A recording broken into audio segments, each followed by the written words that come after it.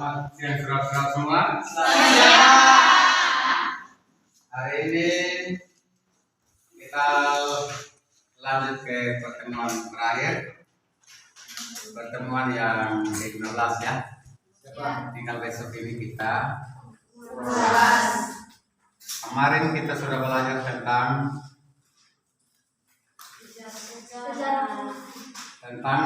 upaya pemerintah di dalam memberantas korupsi, dengan menggunakan delik-delik dalam KUHP.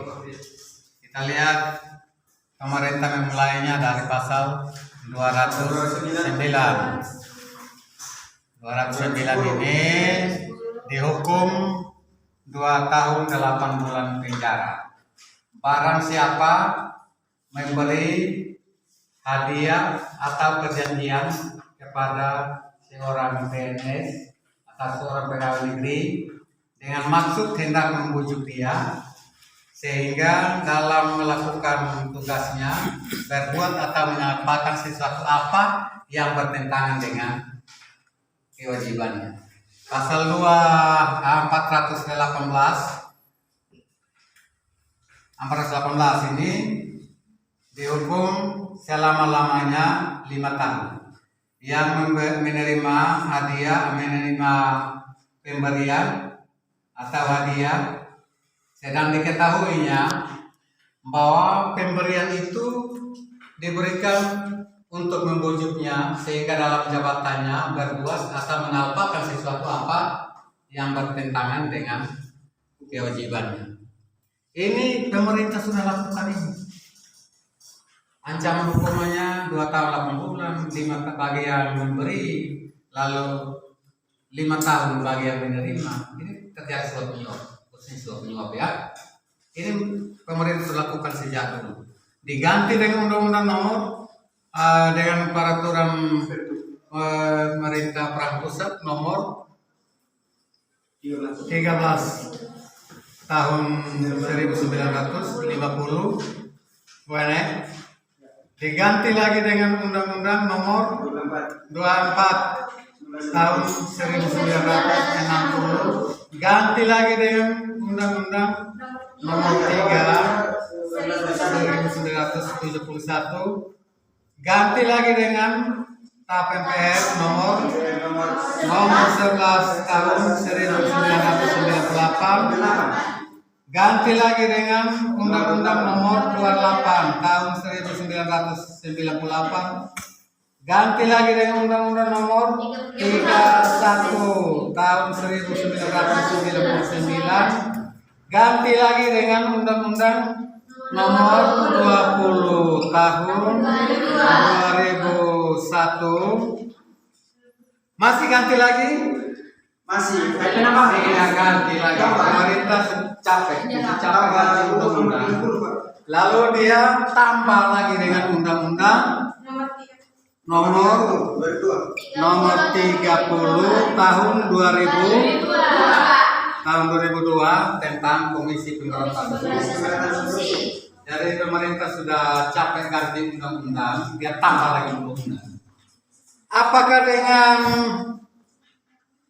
undang-undang berlapis ini korupsi berakhir? Tidak berakhir.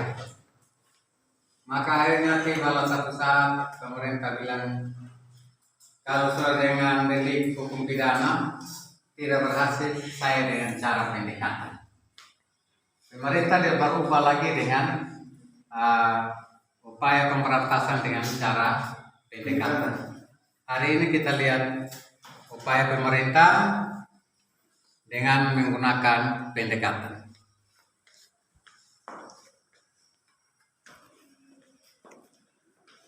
Ini bisa dihapus? Bisa. Nanti saudara-saudara mau terpenuh dengan undang-undang. Ya, kita lihat.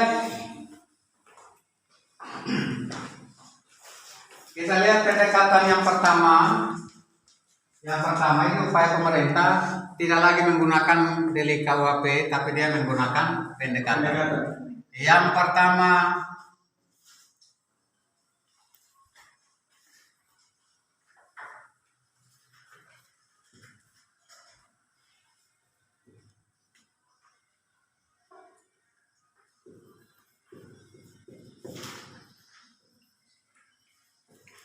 Ini apa? Ya? Lower. Lower. Lower approach. Lower approach.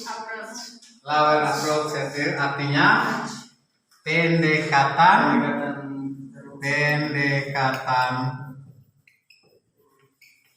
pengacara.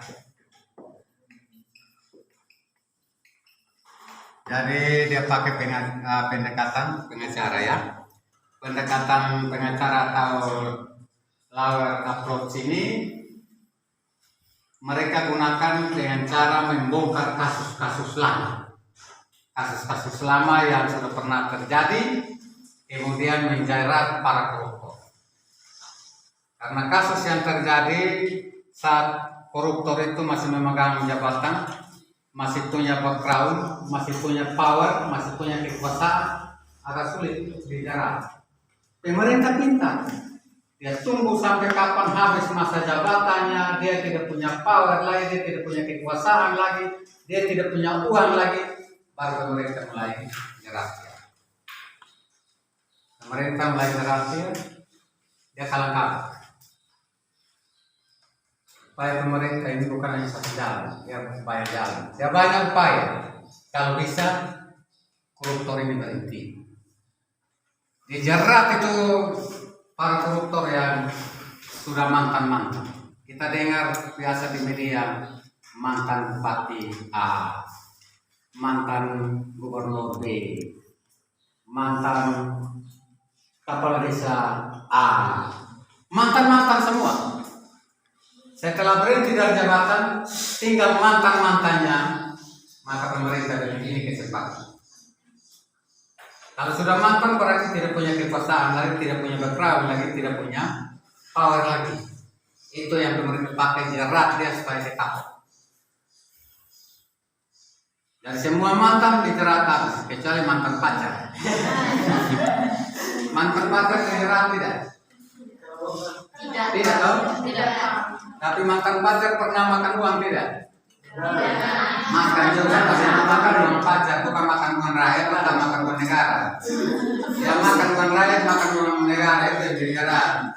Sehingga mantan gubernur ini, mantan bupati ini, mantan kepala desa ini dijerat, tapi mantan pacar tidak pernah dijerat. Begitu kan?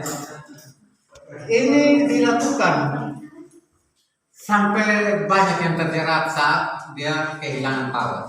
Tapi apa dengan cara ini? Korupsi berakhir? Tidak berakhir. Karena ini sifatnya hanya pengobatan. Sifatnya hanya pengobatan. Karena korupsi sudah selesai terjadi, baru ini dilakukan. Sehingga tetap korupsi lanjut terus.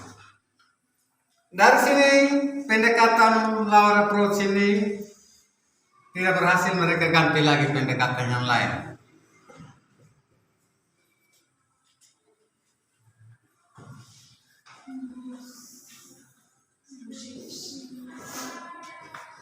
Ini apa nih? Ya? Apa bang? Bisnis. Ya, bisnis approach. Bisnis approach ya, pendekatan bisnis yang dipakai. Ini pendekatan bisnis yang dipakai. Pendekatan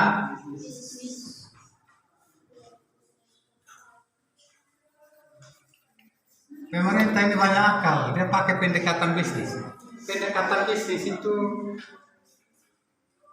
bagi para pejabat yang berkinerja bagus diberikan insentif, diberikan upah tambahan yang sangat tinggi supaya jangan berkekurangan lalu melakukan tindak pidana korupsi. Tapi semakin diberikan insentif yang tinggi, korupsi tetap jalan. Atau diberikan insentif yang tinggi lalu korupsi berakhir? Tidak berakhir.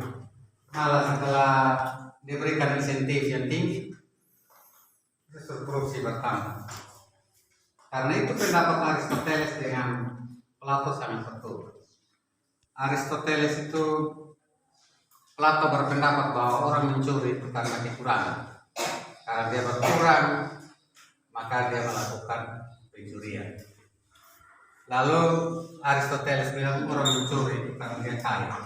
Karena ingin kekayaannya bertambah-tambah, maka timbullah niat untuk mencuri. Betul juga Aristoteles pendapat. Saudara-saudara tahu bahwa yang koruptor ini orang miskin? Berarti Aristoteles pendapat betul, karena ingin kekayaannya bertambah-tambah, maka timbul niat untuk melakukan korupsi.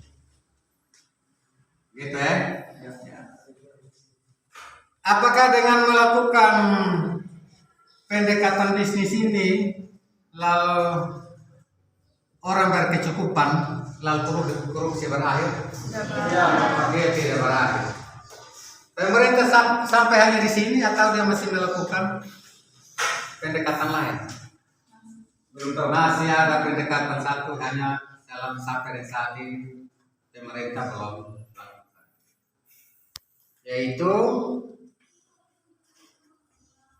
cultural approach.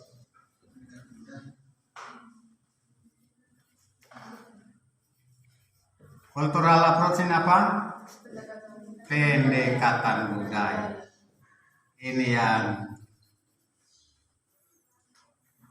pemerintah dalam angan-angan mau lakukan ini.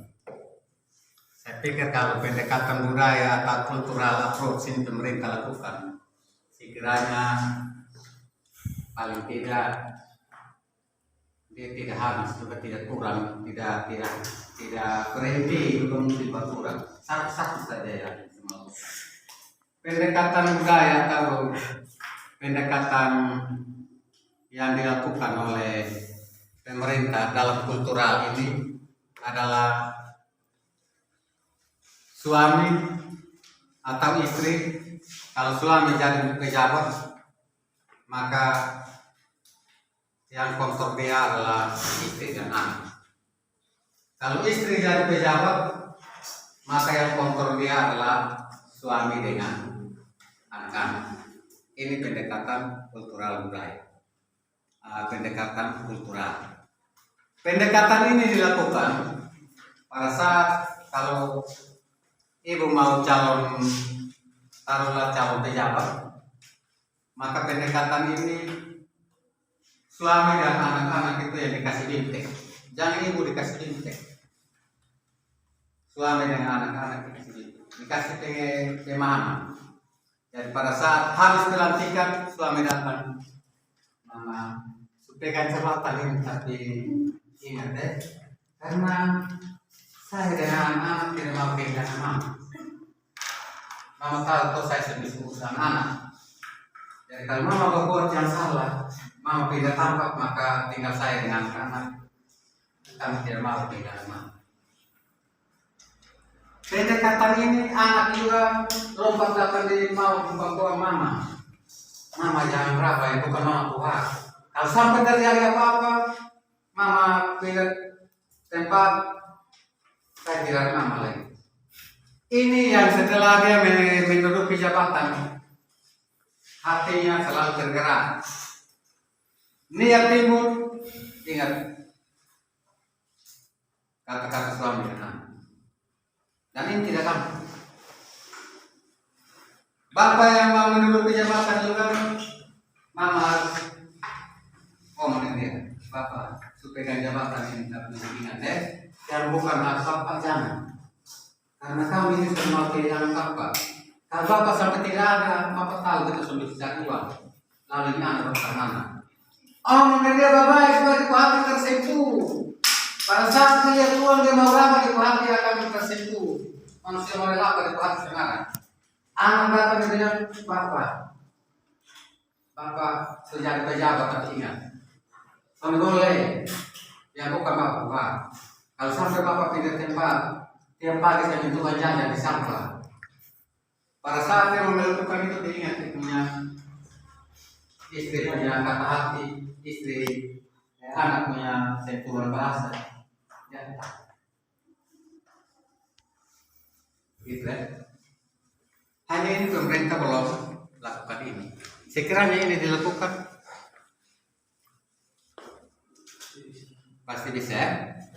Siapapun dia tetap dia akan dengar suara istrinya, suara anak. Siapapun dia akan dengar suara suaminya dan suara anak. Sama seperti hanya ini pemerintah belum sampai di sini. Baru sampai pada saat orang menduduki jabatan, bimtek, bimtek pejabat. Istri, anak, suami, anak belum pernah. Sekiranya ini menjadi perhatian untuk publik. Pemerintah ke depan, jika ini lakukan, saya berharap korupsi bukan berakhir, tapi paling tidak berkurang. Gitu ya? Ada pertanyaan?